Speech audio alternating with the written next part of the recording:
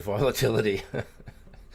And obviously that's what we're going to talk a little bit about today is, you know, how to manage this volatility. In other words, don't let the volatility manage you.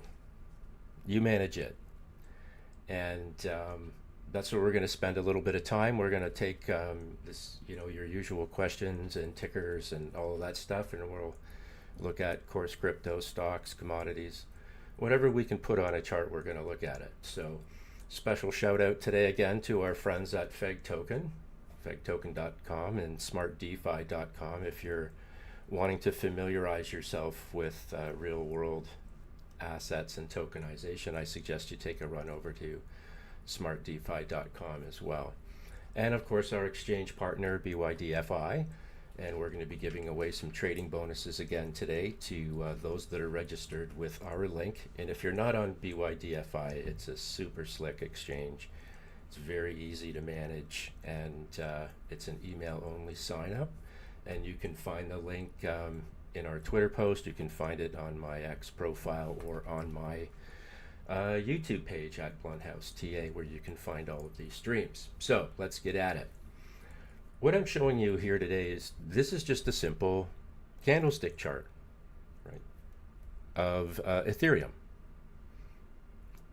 And when we have just our candlesticks on the chart, we have, unless you're a candlestick expert, which I don't claim to be, but you have very limited context. Yeah, we can see consolidation. We can see kind of the anatomy of this move higher and then the sideways stuff. But what do we really know? Like, what are we making decisions off of at this point?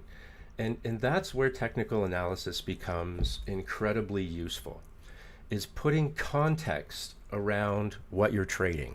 And it, again, doesn't matter if it's a stock or a commodity or crypto. Doesn't matter, as long as we can chart it. But you need to be able to put some context around what you see on your screen. And that's the advantage we have when we use our TA the way it was intended, right? We don't want to overcomplicate things. That's not the point. We don't want to be predictive. That's not the point. The point is increasing the probability of making a safe, profitable trade.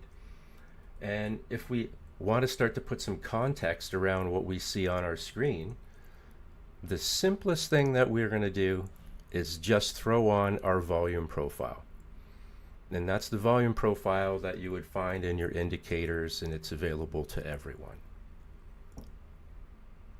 What does it tell us? Well, it tells us where volume has and has not been, right? It tells us where the concentration of trading has taken place.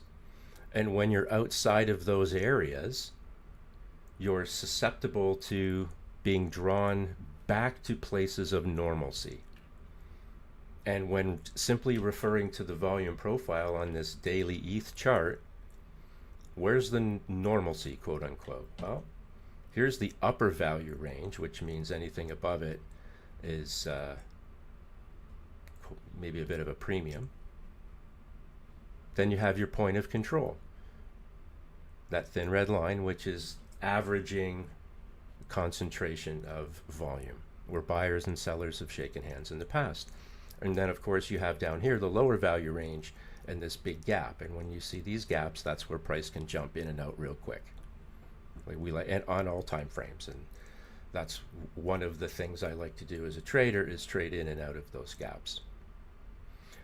When you're trading above the point of control and above the upper value range, you have to look underneath, because at some point in time, the market won't allow this to continue. Right? Trading at that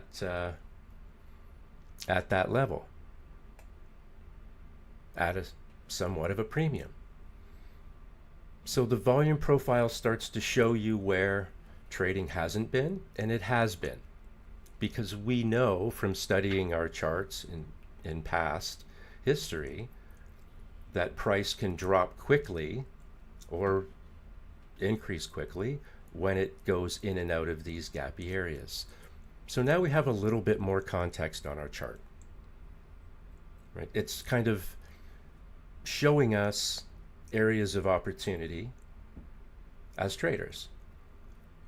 And it's identifying, so if you're long up here, it's identifying an area of potential risk, and it allows you the opportunity to mitigate that risk. Now, to add a little more context to this daily chart, let's do another simple little thing. Let's just add on part of our script. In this case, we're using the 5 EMA, which is white, and it goes from white to red when it changes trend. And a T-line, which is the 8 EMA. And why do we use these? Well, we use the T-line as a filter, right? Part of our methodology, or all of it, is based on fibs, fractals, and filters. And the T-line is an example of that filter. And what is it filtering? It's filtering out just the daily noise, if you're looking at a daily chart. If we're looking at an uptrend, it allows you to determine what these red candles actually mean above this level, because it's filtering out, allowing you to stay in the trade. What does the 5 EMA do? It acts as a trigger. And this helps provide more context to what we see on the chart. Hello. Do you have a question? So when we see moves like this, where you have this type of candlestick at the top of a bull run, this is kind of a bearish engulfing candle, for lack of a better example. It's pretty darn close. Creates those equal tops that we talk about, the equal bottoms, right, and equal tops, and those often indicate areas where you might see a change in direction. So here we go, we have this bearish candle, and where is it pulled back to? To the T-line. So we don't know at this point, is this candle just a big red candle and a further continuation of an uptrend, or is it a reversal candle? We have no idea of knowing. Because remember, we have 3 choices in this game: up, down, and sideways. It's as simple or as complicated as that. Our job is to interpret what the market's telling us so that we can limit our risk. In other words, make it unnecessary to front run and guess, and just follow the trend of the market. Just by adding a little bit of context and overlaying the tools that we have in our toolbox. And I'm not saying that you need a pickup truck full of tools. You need a toolbox full of tools to be effective. And if you want to get more finite, of course, you can always buy more tools. But to do this, you don't need a lot. You just need to understand what the market's telling us in order to manage this volatility. If we back this chart up, let's just go to a 4-hour. What do we learn?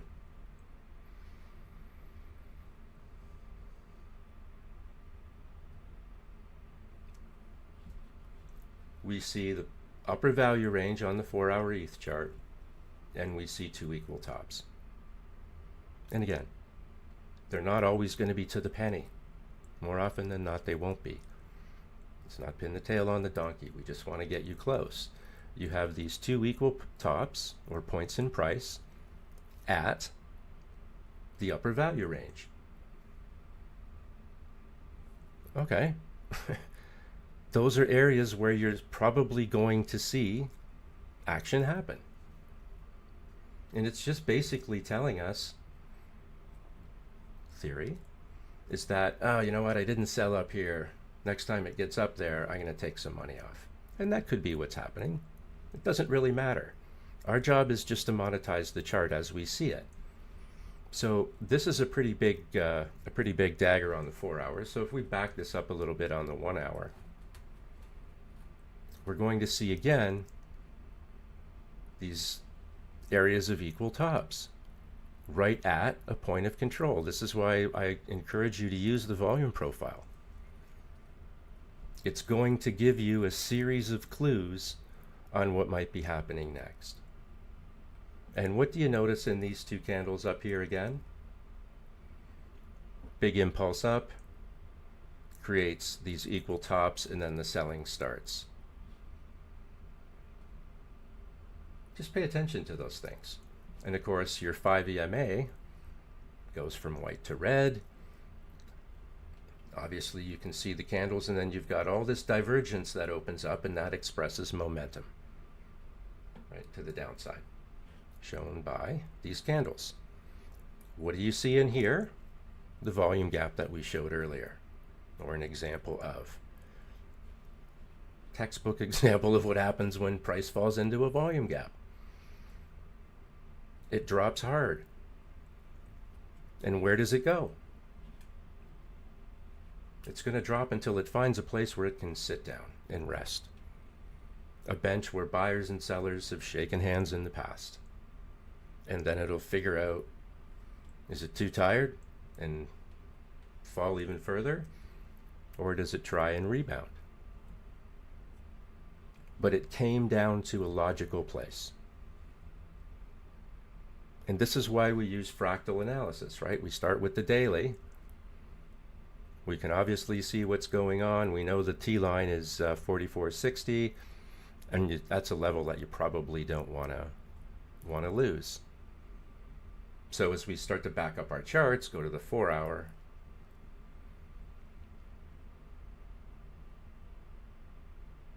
Where's 44? Here we go. 4460 gets you into this gap on the 4-hour if you break it. What does that tell us? Well, then price finds the lower level potentially quite quickly. So you can see why using these multiple time frames, which is fractal analysis, is an edge. Just peel back the onion. You know, you want to trade off the daily, great. You don't have to front run it. All you have to do is just peel the onion back a little bit to get a look at what's going inside that daily candle. But don't go so far back that you're using such short time frames that the trend is irrelevant. So we always know, with some context, if we are using the right tools, of where the vulnerabilities are, when there's changes in direction in price, and where price may go next. And we just simply start to add on. I'm just going to add on a 20, the 200, and the 50.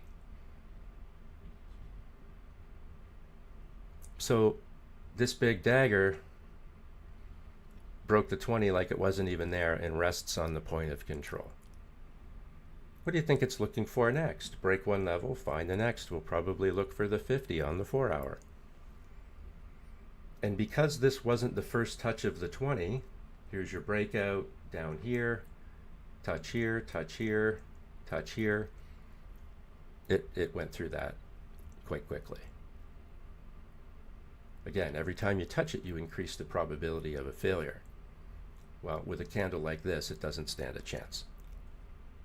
So we're looking for the 50. Fall into that gap, and of course, what's beneath the 50? The 200. Break down that, you find the lower value range. And it's just adding context a little bit at a time. So now we have some targets. Major moving averages, benches of past price. Because what's a major moving average? It's a representation of time and price. This 4-hour candle's getting rather heavy as we're talking about it. And we'll see what happens when it gets to the 50, if it gets there, but it looks like it wants to. This is more likely to treat it as a first touch. Didn't really get to it down here. You got support from the 20. So we'll see what happens. And if it doesn't find any support there, what's the message to you as the trader? On this time frame, when you split major moving averages, and the longer they are, the more meaningful they are, it means you have some significant momentum in whatever's happening on your chart. And that's obvious by these candles. Now, how else can we add some context? let's look at some of our momentum indicators. So we've looked at the volume profile. It's shown us where the trading has and hasn't been. We've talked about how price rockets in and out of the gaps. We've shown how, price can treat support and resistance. But what else can we do? Well, I like a stochastic RSI. And there's nothing special about the one I'm using. 3-3-14-14. I think that's right out of the box on TradingView. No magic in it or anything like that. It's this same thing that you can load on your chart. But what does it tell us? I like it because it gives us very clean examples of when price is overbought and oversold, because it kind of works with my trading methodology. Because I like to buy and sell in areas where price is overbought and oversold on the time frame I'm trading on. So on this 4 hour, we see, we have a nice big run up. We get a sell signal, but what else are we getting? The stochastic RSI, in this case, just rolled right over, and it wasn't all that overbought. But that means that something triggered that in a big way. Quite often you'll see it more like this, trending in the high 90s, and then, which is where I like to grab it, and then it sells off hard. This was a different kind of sell-off. Notice the point. On your indicators, you're going to get quite often points and flats, and they indicate changes in direction. If you look at the 5 EMA and the T-line on this particular chart, even though it's a 4 hour, what do you see? Big points. That happens because there's momentum, in this case selling pressure, that's drawing those shorter term averages down hard, and that's why they point out like that. But that's an indication of momentum changes, and that's what happened here. And they show up on various different indicators as well. So here you have an obvious rollover, right? Momentum down, and that divergence again means sell pressure. Why do we like the Fisher transform? Because it acts as a filter. It works within our methodology of fibs, fractals, and filters. And it uses a Gaussian channel to filter out noise. Cole's Notes version. And it doesn't often get too jagged, unlike some other indicator. Telling you is the condition of the trend that you happen to be in. Because it doesn't change direction quickly, or frequently I should say, because it does filter out a lot of noise, I like it because it seems to validate what I see on the stochastic RSI. And thirdly, a MACD. Again, these are all things that you have access to on TradingView or whatever platform that you're using. So there's two things on your stochastic RSI. You have the MACD, you have your histograms, and you have your moving average and signal line. When your moving average and signal line are above zero, as you see here as they are, that's bullish, right? That's bullish. When you have a stochastic RSI rollover, the Fisher rollover, and the MACD start to roll over, that's usually a sign that there might be more to come. The only thing that doesn't make this a perfect setup for me is that the moving average and signal line is actually still above zero, so there's still some bullish sentiment around. If this exact same setup showed up, but with the moving average and signal line below zero, that would be a pretty favorable short setup for me. Moving average and signal line above zero, you still get that bullish push every once in a while as possible. But you can manage that if you are using smaller time frames. As an example, your 1 hour, right? You're going to gain more information on this 1 hour about what you see on the 4 hour. Look at the MACD here. It's already broken the zero line with momentum, by the way. So that makes you more comfortable that you might see that follow up on the 4 hour. Again, everything is fractal. So just by layering context on your chart, you can start to get an idea of where price is likely to move. Understanding that you have three choices: up, down, and sideways. If you don't get, you can see the opportunity to the downside, because we know what happens if price was to fail. You've got the 20 and the 50 up here, but if price starts to fail those and you get into this gap, it makes a breakdown more likely. But on the daily chart at this point in time, this is still bullish. This is simply a red candle in a bullish trend. I don't start to get concerned about it on that time frame until it may look like, a bigger deal. This is what it looks like on the 4 hour. It's interesting that you find a little love here with the POC and the 50 underneath. Like, I don't think we're going to be here for 3.5 hours, but that'll be something for you guys to kind of keep an eye on. What you need to be aware of as you are in these bullish trends, and we talk about this all the time, is as you have momentum moves higher, you fan out the areas or levels that price will want to come back and check. So if we look at this daily ETH chart, potentially you have the 200 down here to the short side.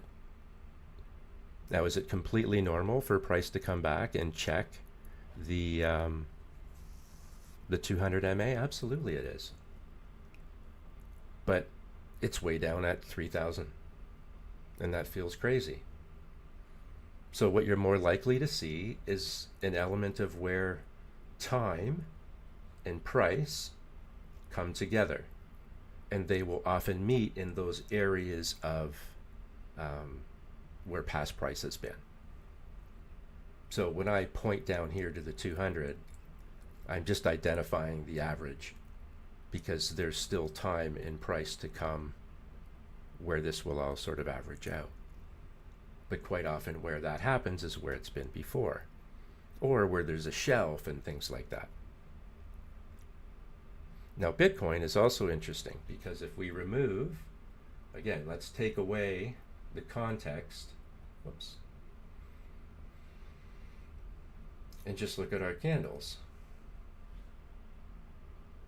Bitcoin. Now, we're using the chart that we've been using for ages, that one that we've marked up with all of these different levels. So if we look at the daily Bitcoin chart, these levels that we've dropped on weeks and months ago, they're still relevant. And the new ones are relevant. And is all we're trying to do is give ourselves the ability not just to track price, but to trap it within a range. And that range is always fractal, right? These horizontal lines will show up on any time frame I'm presenting, as long as they're within scale.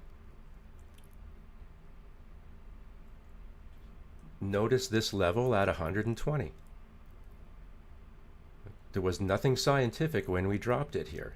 All we were trying to do is line up some tops of these candles, because one day we think they're going to be relevant again. And it is. Same with this. And again, we're just pointing out levels of support and resistance. But when we throw our volume profile on, it helps us understand where price has been, or the trading has been, and not been. So do you notice the difference between this chart and the Ethereum chart? The Ethereum chart, that upper level was predominantly grayed out, which is light volume and somewhat extended. You notice on the Bitcoin chart that you still have that high density of blue, which is a concentration of volume. So if price now wants to to pull back. Where did it hit, by the way? Upper value range. That's just kind of telling you that the market's just not ready yet to take it into a new area. Because you have to remember something. Is this not all price exploration at this point? It is. This is the monthly, so it's kind of unfair, but I'm just trying to demonstrate this rocket ship. So you have to appreciate that you're in kind of a price exploration zone. And, you know, price will come back and look for these different levels in the process of doing this. So you can see, if we go back to the daily, you have that two equal tops again. Again, it's just the people saying, you know what, the market's not ready, maybe I'm going to take some off. That's one of the theories. To me, it doesn't matter, because all I want is the ability to track it on the chart. So if this candle pulls back, where do you think it's looking for? Some of these other levels that it's used in the past as support and resistance. And again, if we add more context, just a little bit at a time, we throw on our script. Our script gave us a clear buy signal, but you can see how price is respecting the T-line. Do you have a point? Yes, that's indicating this selling that we're seeing here. But again, this candle, as much of a dagger as it is, it's still bullish, this chart, as long as it holds this area. If it's doing this, like we see here, different story. But you can see it came back, wicked the T-line, and started to move higher. That's kind of bullish to me when price does that. Comes back and tags up and then moves on. On the 4 hour, we can see this gap, and that gap kind of brings us back down to either the upper value range or a shelf. And you can see where these areas that we drew are just picking up benches of past price which turn out to be support and resistance. So on this 4 hour chart, knowing that you have 3 opportunities for price, up, down, and sideways, we're trying to give you the probability, or more probability, increased probability of making a safe, profitable trade, right? And identifying the risk on the chart is all part of that. When I look at this 4 hour chart, this big impulse down, great if you're short. This candle here, if it just hangs here like you see it, what's your takeaway? Probably weakness, right? Because it just doesn't have the energy to push higher. So, you know, big impulse down, if it had anything that it, you know, to fight back, it would push these levels, right, of the T-line and the 5 EMA. If it hangs here, I interpret that as bearish. And what's more likely to happen is you have time in your averages in price coming together and meeting below the 5 EMA and the T-line, which is basically the indication of a continuation of a downward move. When we look at some of our other indicators, okay, our stochastic RSI is a little oversold, but our Fisher is still arcing and diverged down, telling us that there could be more trend. Moving average and signal line on your MACD well above 0, telling you that, hey, there's still some bullishness to it, but you can see when I blow this up, it'll help you look. It's really kind of in a bit of a nosedive. And those are never good signs, right? To the downside. So this is just a matter of peeling the onion back, just like we do on anything else, to try and determine where price might sit. So if we go to the 1 hour, here's probably something that we picked up in order to put this line here. It obviously connects with something. You can see the extension of price down on the 1 hour, but even on the 1 hour, it's just hanging. Right? What you really want to see is it fight back, but it's just not doing that yet. And it's got the gap beneath it and that's the upper value range. So just that alone, we're always asking ourselves, where's the draw for price? The draw for price is past price, right? So in the event of a downtrend, and now we're going to add a little more context, in the event of a downtrend in this case,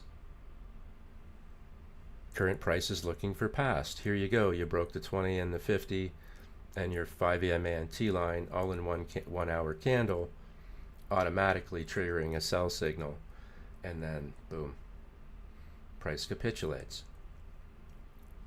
This divergence and the fact that there's this gap there is the market trying to tell you that although it's tired from that run down the hill, it's not done yet.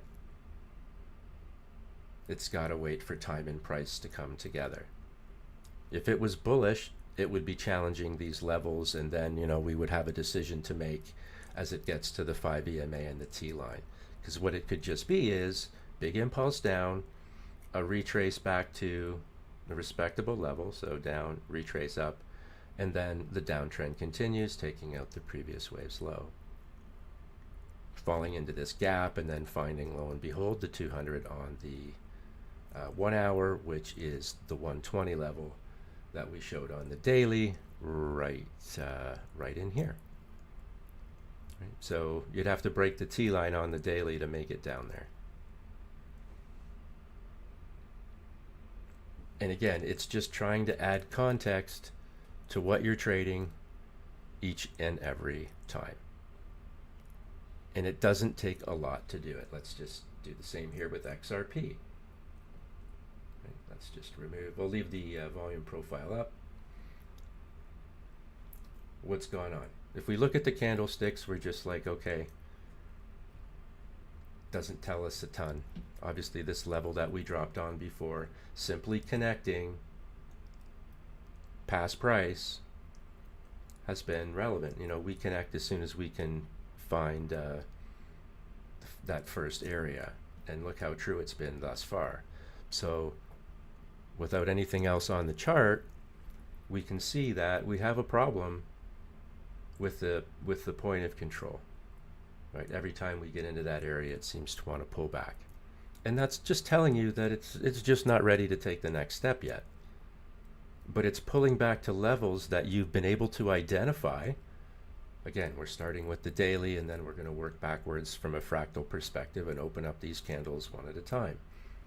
Daily, 4 hour, 1 hour, see where we end up. You can see your resistance on the daily at the point of control. And every time you pull back and find support at around that 273, 274 level. The idea is not to be exact, it's just to make sure that you have an understanding of where price has been before. And even below that, we have the lower value range. So it would be completely acceptable, as you can see, for price to pull back and either tag here or that lower value range. The other alternative, because we know we have three, is we just go sideways, or at some point you bounce and try and take out and reverse all of this and try and take out the previous wave's highs on the downside. No, I'll just do that quick and dirty. So you can see that we still have a ways to go, but we are forcing ourselves into a little bit of a wedge. And for those of you that like patterns, what do we know about these wedge patterns? That when price breaks out of them, it can move quite quickly, right? And it's usually a sign of a confirmation up or down that the trend might be changing. If you were to break that trend to the upside, well, that's obviously a positive thing. And again, just layering the little things that we do each and every day in a professional, organized, methodical way. So when we add our T line, which is our filter for trend, and our 5 EMA, which one of the things we're using as a trigger. And you can see here how price climbs up those levels. So when you're trading on the north side of the T line and the 5 EMA, just like you see here, you're okay, you're safe if you're long. And these red candles that you see are just red candles in an uptrend. And you're in an uptrend until the market tells you that you're no longer there. And in this case, we have a couple tells. Let's move this over, because this is what you would be seeing if you were looking at your charts. So you see a doji candle at the top of a big bull run. You can see your short-term 5 EMA and T line pointing out, which you know is indicating a change in direction. And you can also notice that it went from white to red, kind of confirming the selling. Now you have a decision to make. If you're an investor, you're probably not even watching. You're just going to buy. And what happens on the chart, you probably won't pay much attention to. But if you're a trader, or maybe even more of a sophisticated investor, you are paying attention. And that doji at the top of a bull run like this, that has been a huge move higher, will probably, if you haven't taken profit at this point, will enlighten you. And this is where your discipline has to come in. Like, no one can make you I can't make you take profit from here. You got to do that yourself. But what this chart tells you is that you've got a doji candle after a big move up, and it's appropriate to draw fibs, right? Fibs, fractals, filters. We're showing how to use it on different time frames. So let's go. Where does this pullback take us? So as traders, we look for two relevant areas more often than not, both in retracements and extensions. 0.5 and 618, 0.618. So if you weren't convinced here that maybe there was something going on, I'm sure by this point you're not taking any more chances, right? You can see this is a meaningful red candle down. But then you start looking for either A, you're short from here, or B, you're looking for another opportunity to maybe acquire. And that's one of the things that the fibs help with a lot. Where did we find support? In and around 0.5 and this line that we have drawn, we would have drawn in advance of this because we picked up this bench here. All right. And then what do we see? We see this impulse candle down with this next candle that has what? Two equal bottoms. And it looks like it might be a reversal candle. And it was. So let's redo the fibs. So let me just take this off. Whoops. That's my bad. Let me move the chart over. So let's draw them from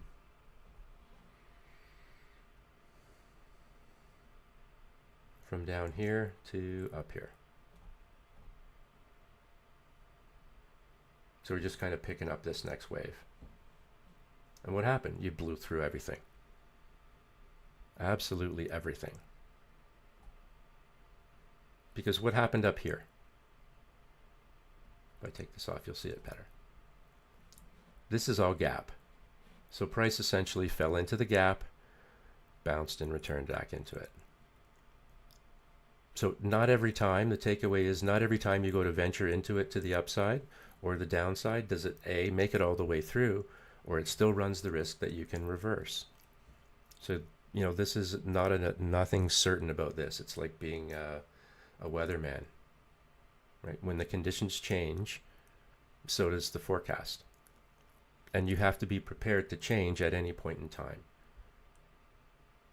And that's something that I don't think I can stress enough, because after a lot of years, that's one of the things I've really learned, right? You have to be able to pivot when the time comes to pivot.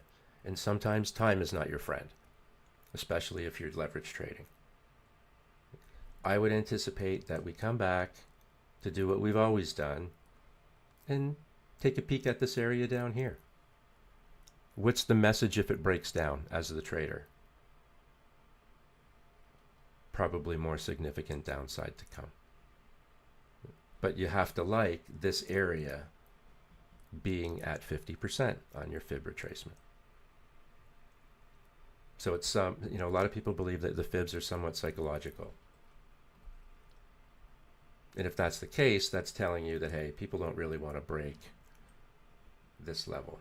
And I'm just showing it to you on a different time frame so that you can see how relevant these tags are as support and resistance for price.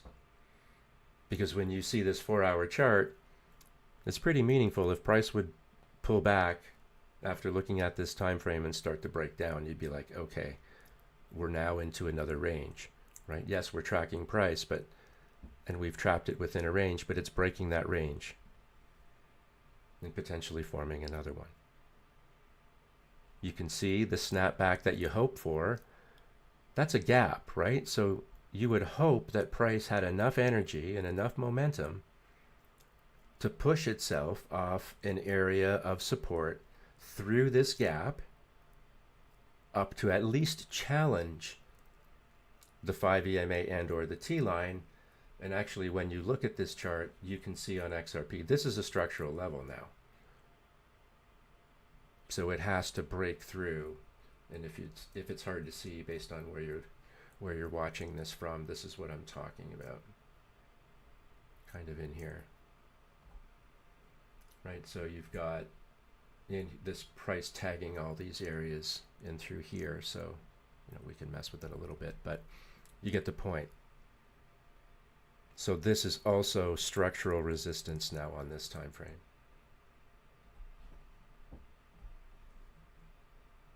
Make sense? And again, if you want to get a cleaner look, or I shouldn't say cleaner, probably a busier look, but inside those 4-hour candles, drop to the 1 hour. You can see that structural level through here as well. Even the 1 hour candle doesn't, at this point anyways, with 8 minutes left, hasn't been able to even reach the top and base of the previous two, and obviously hasn't reached the 5 EMA. And that's what we're looking for after these big moves down. Is there enough exuberance to take price back up enough and change trend? And these are the things that are kind of guiding you through that process. If you wanted to become more finite, you would drop down your time frame even more, but then you start getting a little choppy. Okay? And you can see that you don't need a lot to learn a lot about what's going on with price. Right now, I know a lot of you have looked at, actually, let me do CFX because I know there's some people here that are trading it. Here's the daily CFX, and this is a crypto project of some sort. Okay, your candles are telling you, making it easy to see the consolidation and the impulse moves, but other than that, yes, you're trending down and so on and so forth. What does the volume profile at least tell us? It's showing us where the concentration of volume has been. It's creating a range for us with the upper and lower value range. And we know what it means when price breaks particular levels, whether they be MAs, whether they be these areas of past price. There's a takeaway, right? This has been in a downward trend. And the volume profile is showing us where the trading hasn't been. Do you see how important it was to hold the lower value range here, this level? Because when you look to the left, what is this giant candle? We talk about them all the time, right? They're just filled with fairy dust and air. It's just exuberance. Whether they be red or white, it's just exuberance up or down. And when you come down to test them over time, in this case we're testing it to the downside, they don't hold up 9 times out of 10, and they get retraced quickly. And I kind of think that's probably what's happening here. price is just finding that there's nothing there, and to the left, notice where it goes gray here and gets really weak right in here. So price dipped down pretty quick, and I think it might have some more. And this bench here, I hate to say it, but it's because it's a long way away, but it might be a target. And it actually, you can line it up with some further past price. And we're just creating levels. That's all we're doing. I'm not saying it's a certainty, but we're just creating levels. And when we add on some very simple tools in the form of moving averages, we can start to apply some of the other things we know, right? We look how price got really far away from the 20. The horse doesn't like to be too far away from the barn, and it eventually will come back and test it. These are the things that we talk about each and every week. Like, it's so much fun to be in these things to the upside. It is, right? But you have to pay attention, because they never last forever. Nothing lasts forever. And you can see quite clearly you have this exuberant move higher. We talk about when you're trading above the 20, the 50, and the 200 on any time frame, that you need to make sure your head's on a swivel, because eventually you're going to come back and start to test these levels. Interestingly enough, the first time you test it, you would expect to get some support, but you don't really. You get a sell signal. You try and challenge it in here. Can't manage it. Pulls right back. Look at all the wicks testing it again. So you've broken one level. You've come back and you've been able to find the 50. Look at the tests of the 20. Blow that up a little bit. More support, right? And where do you get concerned? You get concerned when you break support. That's what happens here. Now that support is resistance. It's not that hard, right? Like, a handful of things that we need to remember. What do we get here? Well, our script tells us that you're going to fail to 50, and that, to me, is what we call an ice hole failure. Break through the ice, it's really tough to get on the upside of it again. So here you have your 50 MA failure. Here you have a significant test and a very clear failure. You produce another sell signal, add another major moving average, and price melts. Trying to challenge the 20, haven't quite done it yet, but this is starting to look like one of those failed breakouts where you have price move up higher and then start to arc down, take out the previous wave's low, and here you have the 200 as a target. Because we break one level, we find the next. Time in the average and price will find a way to come together. They'll tag, and the market will make a decision from there. I don't like how we're kind of creeping into that overbought area as price is falling. I don't like that divergence. And you notice how the moving average and signal line on the MACD is below zero. That makes me feel like maybe there's more bearishness involved somewhere. So we'll see where this goes. But again, we just peel back the onion, right?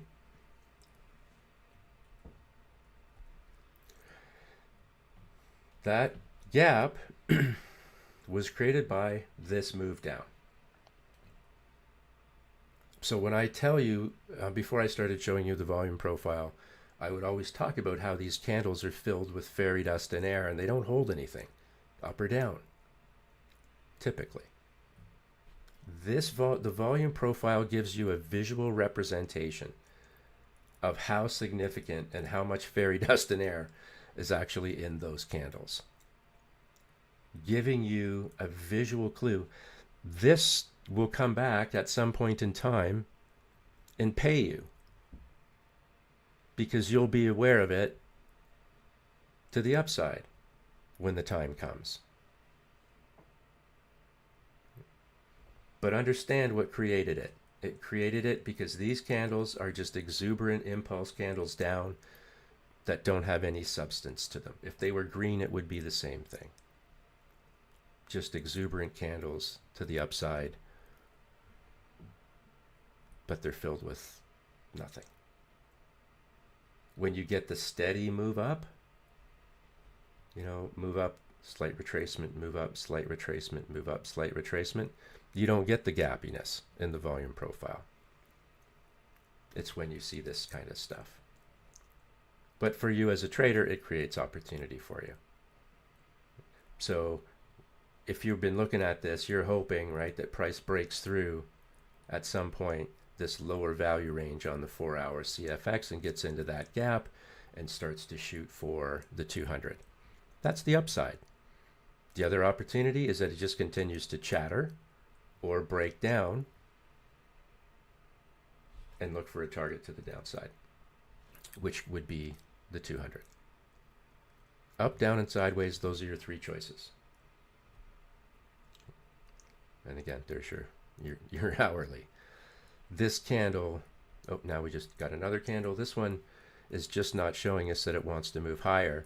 And when you see, excuse me, a candle like this, you have to be aware. So you have this nice doji, though, at the end of a downtrend. So you're hoping for a snap back up. Doesn't look like it's coming. Look for the lower wick to get taken out. Right. We don't like these little hanging chads, either to the upside or downside. And you don't want to be making a trade here on this time frame because you're kind of in purgatory. You could snap back, or you could shoot down and take out that that wick to the downside. And that's just an example of volatility, right? And this is how we manage it, just with some context, a few things at a time. Overlay the simple things that we do well, and don't try and analyze too much, right? So we talk all the time about having a handful of things that you like to trade and always be charting them. Like, so I have a handful of things that I'm always charting. The 10-year, the US dollar, and oil. And then on the crypto side, I have a handful of things that I like to chart and trade. But I don't have 20 tickers that I'm constantly analyzing. And I'm not looking for a new ticker each and every day to trade. If you are in the crypto space, and maybe your interest is privacy coins, I'm making it up as I go, why don't you just build a little stable of 4 or 5 privacy coins, chart them really well, and get to know them intimately so that you can monetize the chart. If you're into tokenization coins, then build, have 4 or 5 of those that you chart regularly on different time frames, and then monetize the chart. You don't have to be looking for a new thing to trade each and every day, where it's just this constant regurgitation of tickers for people to trade. Focus on what you're doing. Focus on what you do well and you can monetize. That's where you're going to make your money. And stop spinning each and every day looking for something else to trade. Maybe it's going to go up today because this was the news. Oh my God. You're going to drive yourselves nuts. Literally nuts. Who cares what everybody else is doing? Do you really care that much? I don't care at all. 0%. I'll do what I do. Thank you very much. You don't need 200 tickers a week to figure out what to trade. Pick something that's interesting to you. 3, 4, 5 of them. You don't need many. I've told you before, there's only a handful of things I trade on the crypto side. That's it. I'm not looking for the next shiny toy. I could care less. I'm looking for a chart.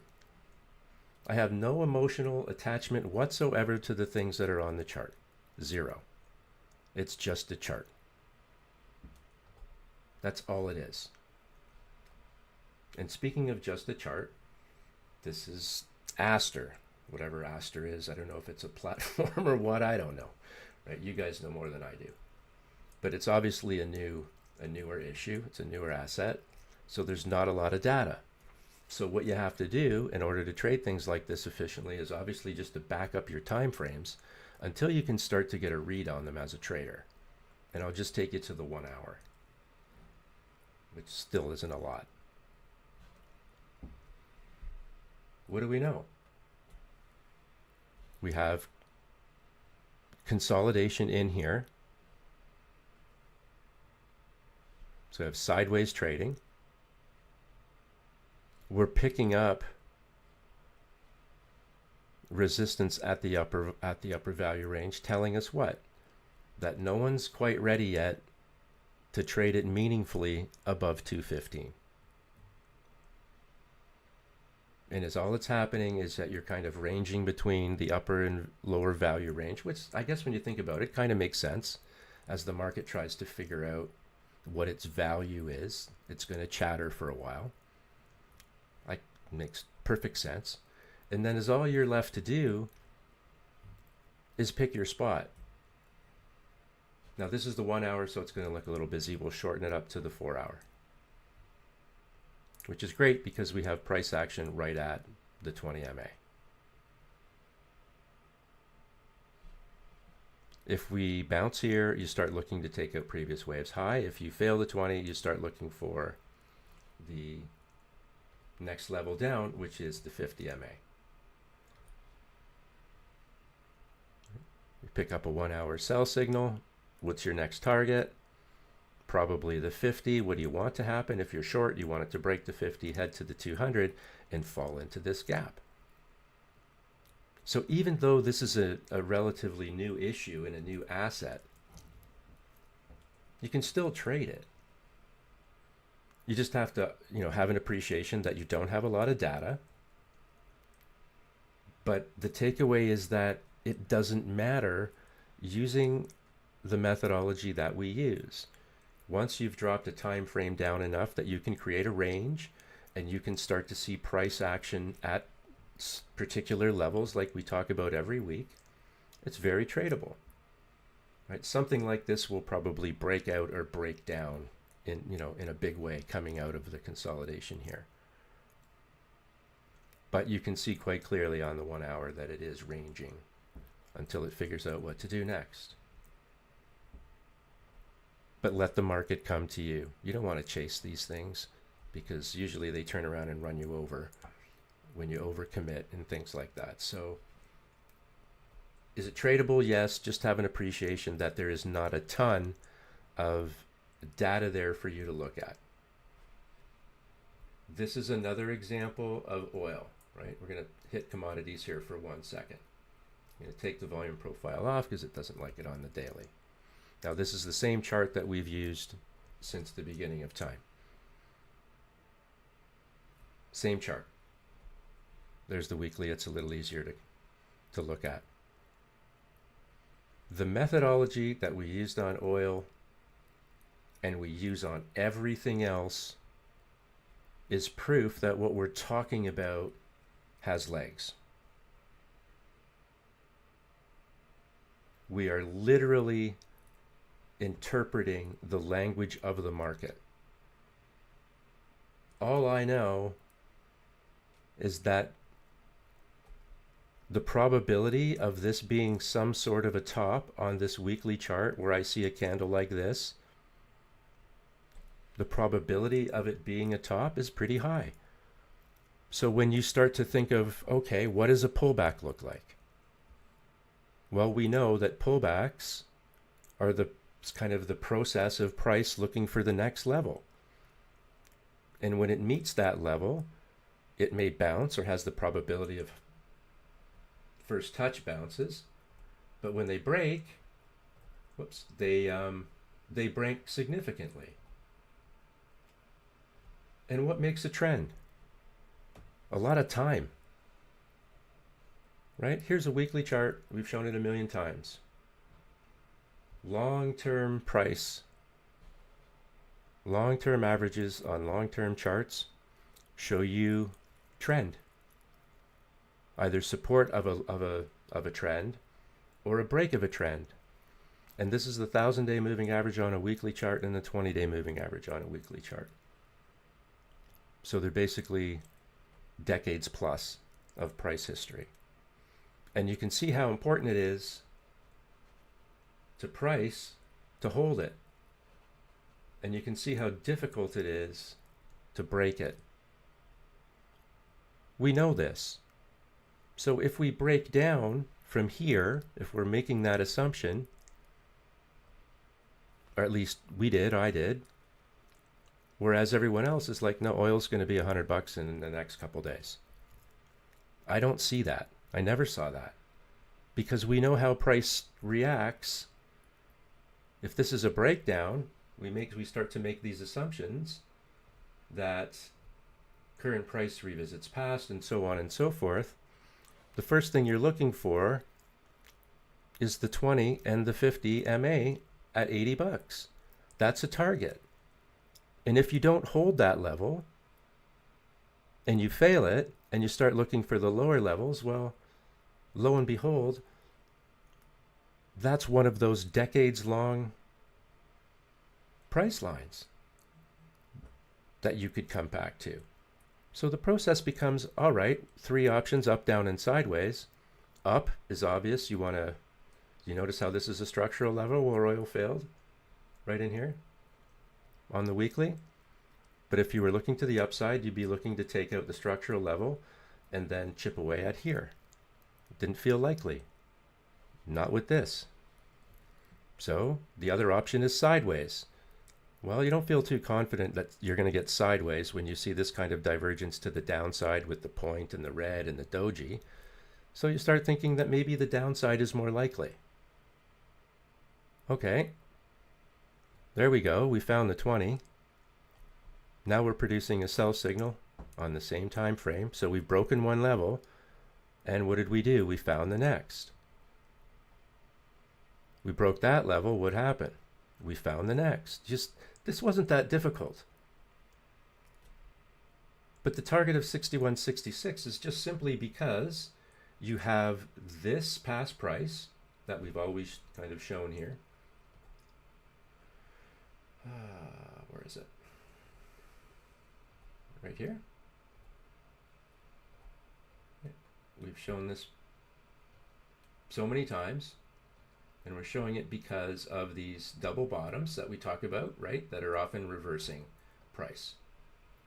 Additionally, this level connected tops and bottoms from ages and ages. This is back into 2015. We go back into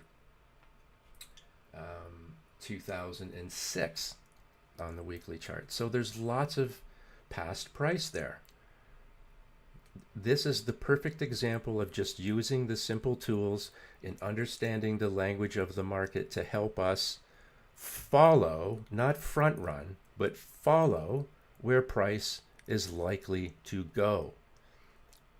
So there you find your 1,000 MA on the weekly chart.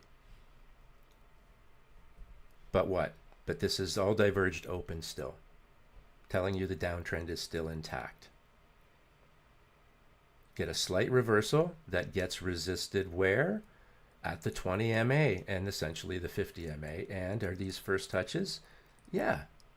So they have a higher probability of failing. Now this is interesting. So you go sideways for a few weeks. We love to buy off the 20 or off the 50, right?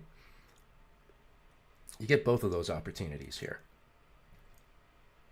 But we know that nothing goes straight up, right?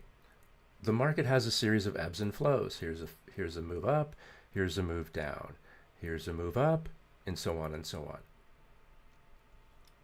Interesting that all of a sudden, and this is where we drew this trend line, right in here, as soon as we could connect this top, using it just as a guide, a bumper, some training wheels, whatever you want to call it, to help us track price. Oops. So here you go. We had the market move down, found that area that we were talking about, found a little bit of support, took a run higher, but what happened? You failed at a trend level. And in the process, what did you do? You made a lower high. That's why this is of interest to us. We reject this level and we start this all over again, right? You come back, you test the 20 and the 50 MA. Notice what you see here. This divergence was telling us that there was more downside movement. And that's exactly what we got. And here we come back again and we test this level. If you're not running this, you have no idea what you're touching and tagging. And as a result of that, realizing that it's 1,000 days, which is probably 20 years on a weekly chart, it's very meaningful. You get a bounce again, right? Nothing goes straight up, has an ebb and flow, and lo and behold, what happens? You tag that exact same area. Now, we're not living and dying by trend lines, but when they start printing like that, pay attention. What did we do? We made another lower high. Takeaway, still in a downtrend. After the rejection, what do? You come back to the 20 and the 50, you fail them again. The divergence between the T line and the 5 EMA opens up for you.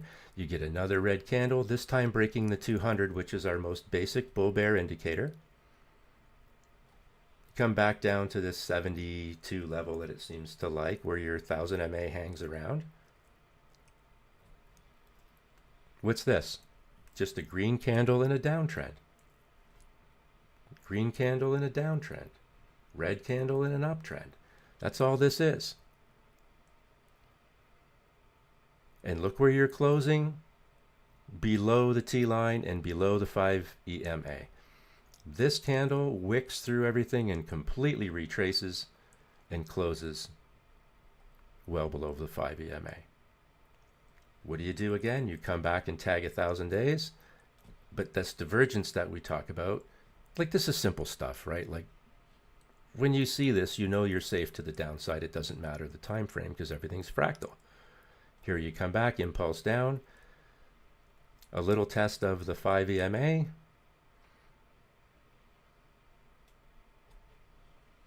Now you're testing the 20 again and you're failing. And look what happens. The beat goes on to the downside. So now, what have we done though? We've failed 1,000 days on a weekly chart, which is probably 20 some odd years of price history if we were to extrapolate it.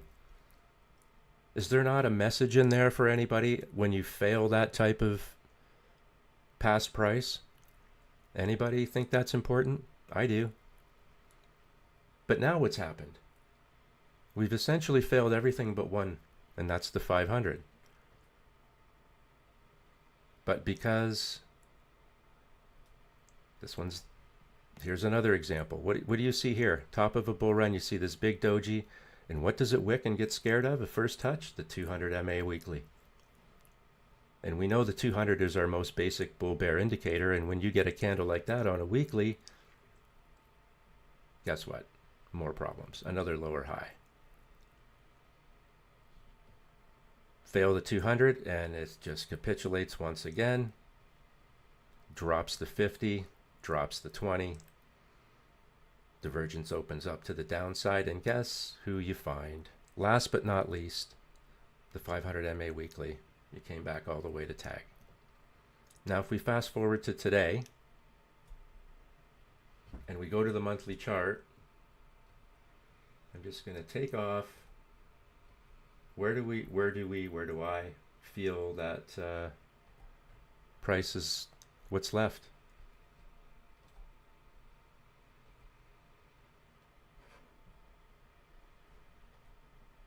Does that sound batshit absolutely nuts? Yeah. 47 and change, 48 and change. It does, but we just follow the chart, right? The chart's just telling us we're failing. This is the monthly. The divergence is still open. We know we failed all these levels. And what are we doing? Does this not look like a failed breakout? Like we see on the shorter time frames where you come back and take out the previous wave's low? Maybe that's how we get down there. but it's just adding context to these charts little by little by little by little. It's just overlaying the simple things that we do every day to increase the probability of making a safe, profitable trade. Here's our Bitcoin chart. Coming back to try and test that T line again. Do you have any questions, guys? Anyone?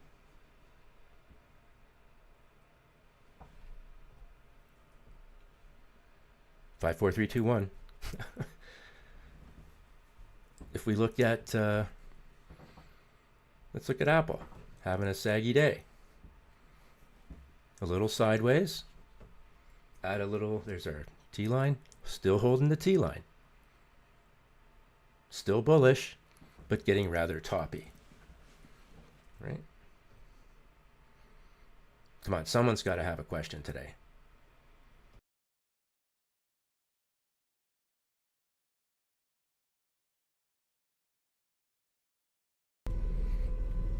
Got to raise my standing desk for this. Come on, someone's got to have a question.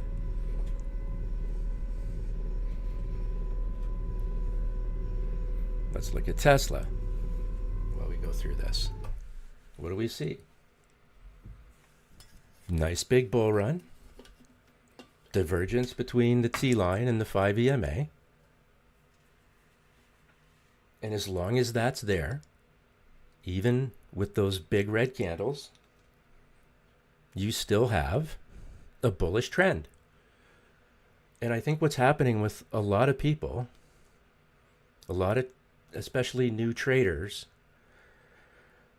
there isn't necessarily an understanding of how strong and how much benefit there is to you to be on the right side of the trend.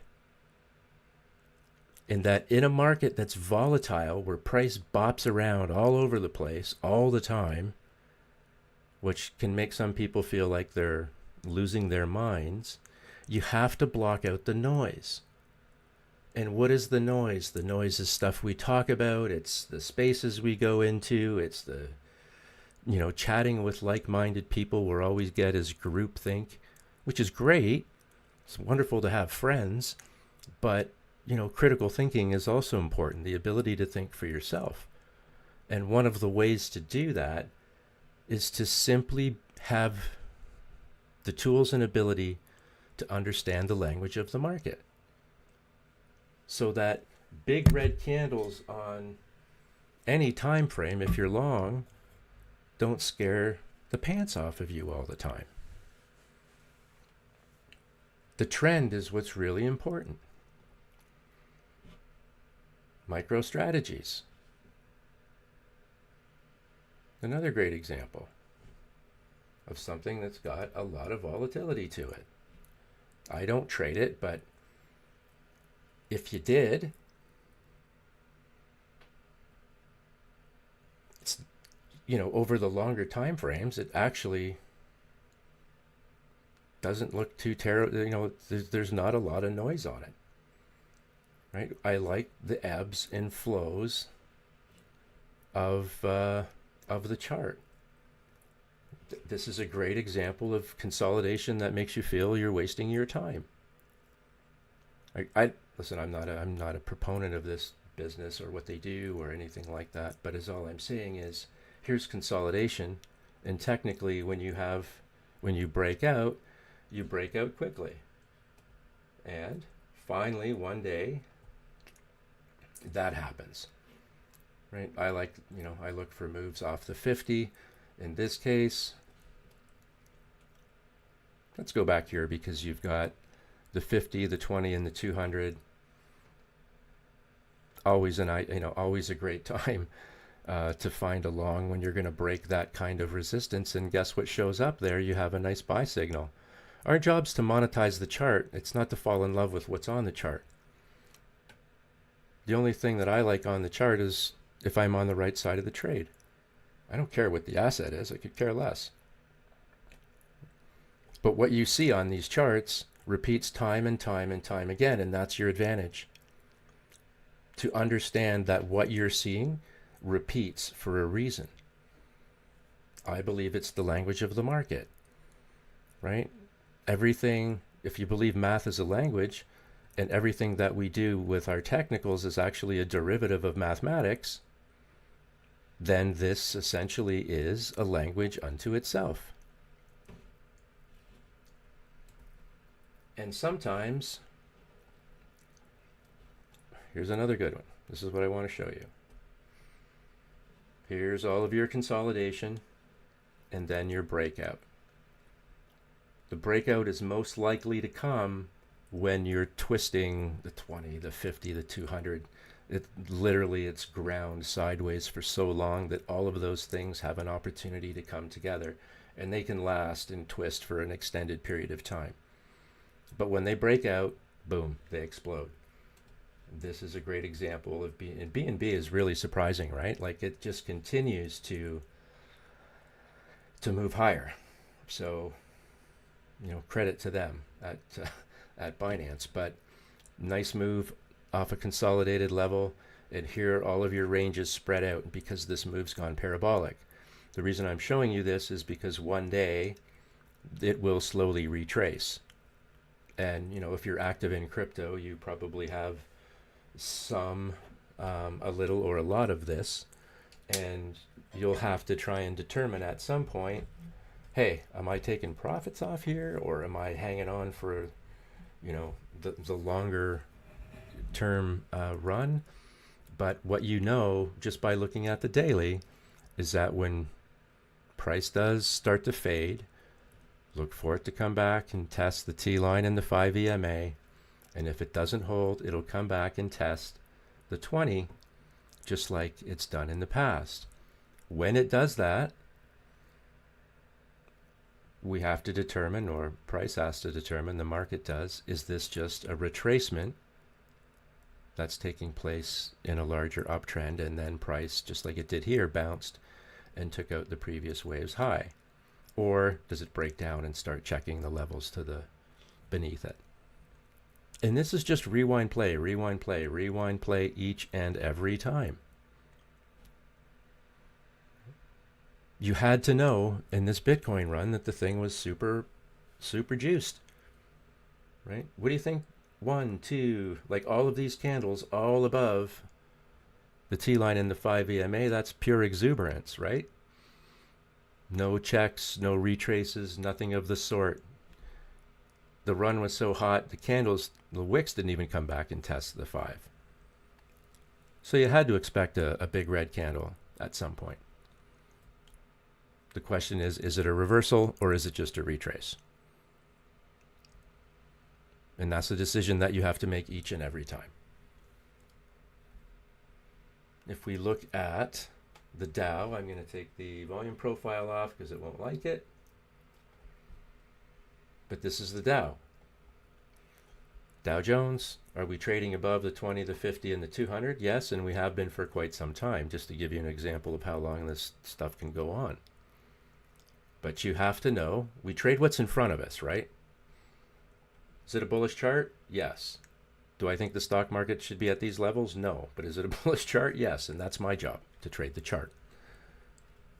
And we give you the tools to understand when you might be seeing a top or a reversal, and you can manage those things accordingly. But at this point in time, we haven't even seen a flashing sell signal. Sometimes we see them for like a day or two, but we haven't seen any of that since since August. This has just been straight up. It's come back to test the 20 and get the support, which we know is bullish. And it could come back and test the 20 again and then have a continuation. If it breaks down, so up, down, and sideways, if it breaks down, we start looking to these lower levels and we go from there. This is what it looks like with the volume profile on. I'm just going to switch to the futures contract, and boom, there we go. This will kind of show us again where the trading has and has not been.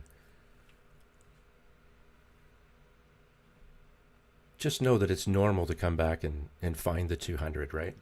Like, I hope we don't live in a time where, touching the 200 is an obscurity on a daily chart. I hope not. So, nevertheless, that 200 rings prints just beneath the upper value range. Okay. If we look at interest rates, we can do the same. We can look at the 10-year. Again, doesn't like the volume profile, so we'll take that off. Obviously, hit a level here and started to capitulate. Right? Trading above the 20, the 50, and the 200? Yes.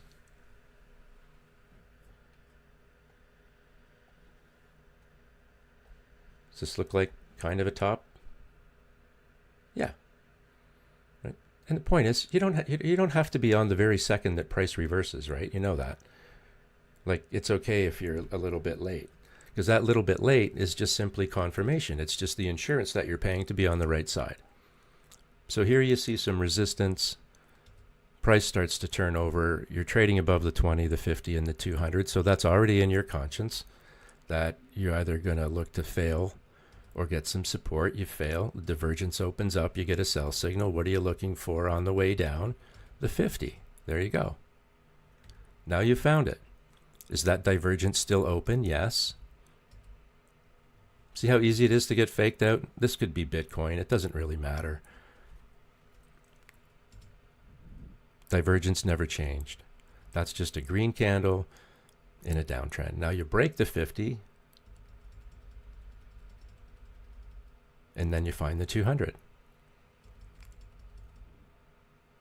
We kind of see how this goes, right? We're just going to follow the chart. Use our T-line, use the 5 EMA to help us with trend, use our averages to show us where time and price has been before, understand the test failure concept of all of this. Right? This is a downtrend. And if this is, if this turns out to be a failed breakout in here, what do you expect price to do? To come back and take out the previous wave's low. And if it doesn't get support in that area, then just keep looking to the downside for those areas to the left where there's benches of price, because that's where current price will be attracted to. It's literally the law of attraction. Right?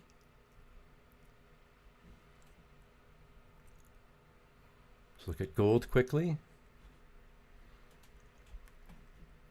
So you're trading above the 20, the 50, and the 200. And I think gold here is actually a bigger story, because I think what we're going to see is gold continue to move higher. And right now, let's look at the monthly chart to give you some context. This is pure price exploration.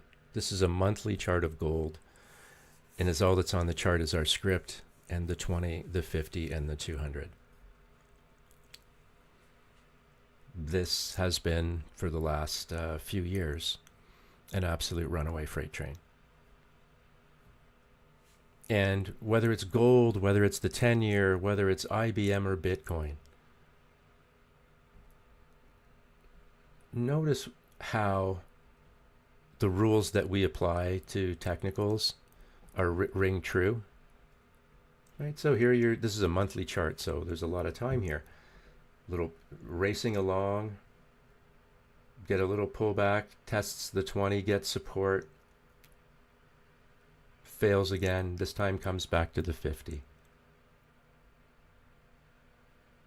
The monthly gold chart reads no differently than you would read a 5-minute Bitcoin chart. The law of the language of the market is still the same. Right, so now you've failed the 50. That's your first touch. You fail. You actually fail the T-line there as well. All this divergence between the T-line and the 5 EMA is still intact. You challenge the 50. You fail. Again, this becomes structural now. You can see this back through here, this, and now this. Again, can't really break it. It's just a matter of failing. I love the moves off the 50 when you can get them, or the 20, and boom, there you go. Test of the 20, you find support, fail, find the 50, find the 50 again here, and price just takes off. So it doesn't matter the time frame. You know, the methodology of using the 50 as a place to buy and sell, support and resistance, is pretty solid. Very solid. Now, up, down, and sideways again, continuing to go up. Well, what are we going to do? We're going to draw trend lines on our monthly gold chart and try and say, hey, it's going to be something by X. We could, but I think that's an incredible waste of time. Again, we're not in the prediction business. We're in the follow the chart business. The do what you're told business. Right? I don't have any desire to try and determine where price is going in an exploration phase, because anyone's guess is as good as mine. But what I do know is that when it does pull back after it's doing whatever it's doing, and we will get cues to see when that comes. But on this monthly chart, what do we know? You're going to come back to the 5 EMA. So we talk about this all the time, right? On some of the on a lot of crypto charts, when price goes sideways and you're kind of unclear on what's happening, wait for it to come back to the 5 EMA or the T line. That's where you're going to get your move, right? So this was just an impulse up and sideways back to a level that we like, and then the trend continues higher.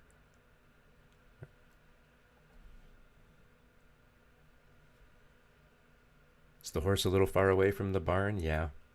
But I think it would take a lot to bring gold down.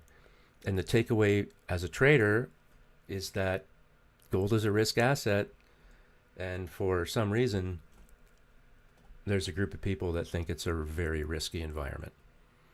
And as long as that exists, the pressure for gold to increase in price will continue. Right? Up, down, and sideways, those are our choices. And when it does come back, we know what these parabolic moves up do. They create opportunity for us. Right? Monetize the chart is the only job. It really is the only job. I want to look at Solana quickly, because I know we have a lot of people here that trade it. It does like the volume profile, so we're going to bring that back. And we've talked about this upper value range now for a couple weeks, and it's had a little bit of a breakout above it, but it doesn't look like it's going to be sustainable, and it looks like we're starting to trend down. So what do we know on this daily chart? We're trading above the 20, the 50, and the 200. You have a little bit of a breakdown, break one level, find the next, right? There's your two. Remember these candles here with these two equal bottoms? They show up, you get a little bit of a snapback higher, but we make a lower high, right? A lower high is not what we wanted here. We wanted to take out this previous wave's high.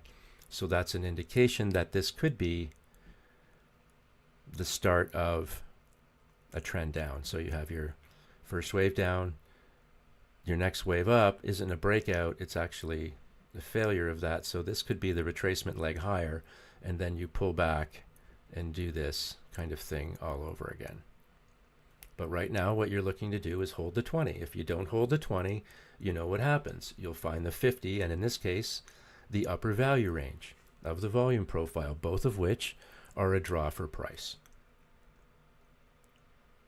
And as long as those draws for price are there in a market that's got some downward pressure on it,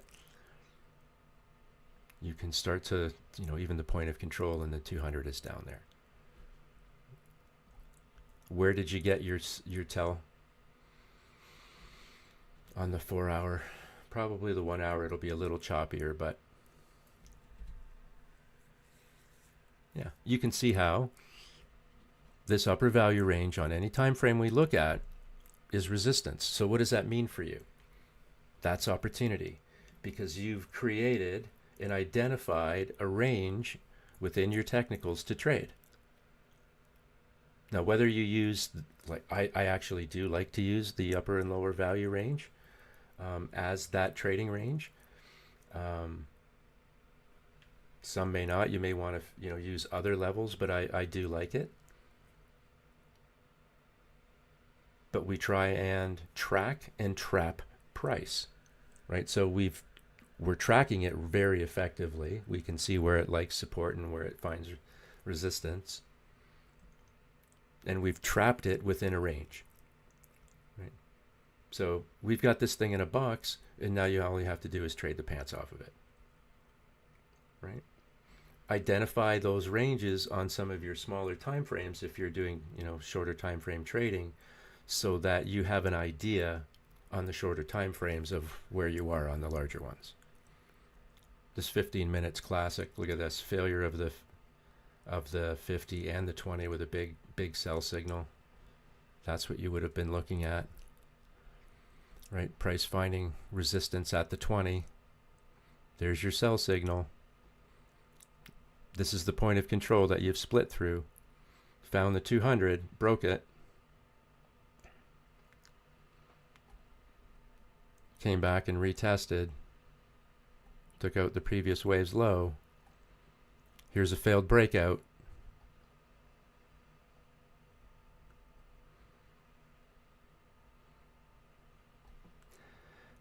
When you see on any time frame, this just happens to be 15 minutes, but when you see rejections at levels like the 50 and 200, regardless of the time frame, rejections like that are usually significant.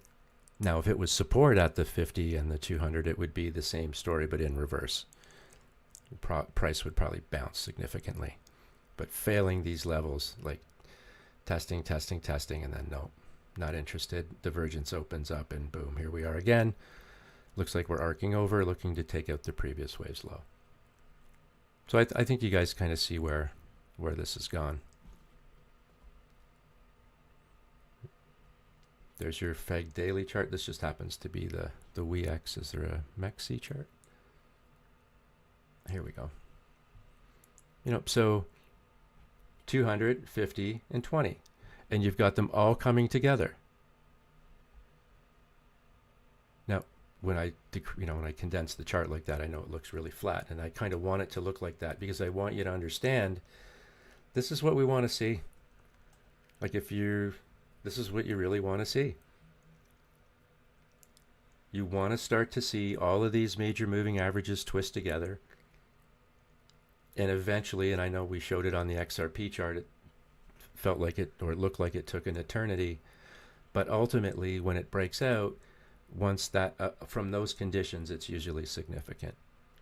So now you've finally got the 200 and the 50 and the 20 all twisting together like this. So fingers crossed that's ultimately the first step in getting the breakout that's so well deserved. All right. If there is nothing else, guys, we will pick this up on Thursday. I'm quite interested to see where this Bitcoin chart really ends up. To see how, if we look at our weekly chart, what do? We talk about these candles all the time with these two equal tops after an impulse, and then, let's see what happens here. If we break down, we know where to look for. We know to look for the 5 EMA on the weekly. We know to look for the T line, and then if you don't hold support there, and you come back to the 20, the question becomes, is it going to be a hold, or does it break down and you test the 50? But again, this is just repeat play. We're not doing anything special. There's no magic. It's just using the toolbox that we were given to try and make safe, profitable trades. We use our script to help us do that. We use our filters, things like the T-line, the Fisher transform, fractal analysis, looking within different time frames. It's not hard. Bitcoin 4-hour, flat trading, which usually signifies that something's going to give. It does. You get a sell signal. You blast through the 20, the divergence between the T-line and the 5 EMA open up for you, telling you that you're in a trend move, and you climb it all the way up. But now it's time, to change direction. And the chart tells us all of these things. And that's why we trade. Right? So I hope you guys have a good day. Enjoy this volatility. It's actually opportunity for you. Just make sure that you use the appropriate stops. Don't trade naked. That's not any good. Um, Mitigate the risk. Just do what you're told. Follow your signals, and let the chart guide you. Let the market come to you. You don't have to force anything. So I will see you guys on Thursday, I guess, of this week. And if there's anything else in the meantime, you guys know how to get me. I hope you have a great day, and I will talk to you on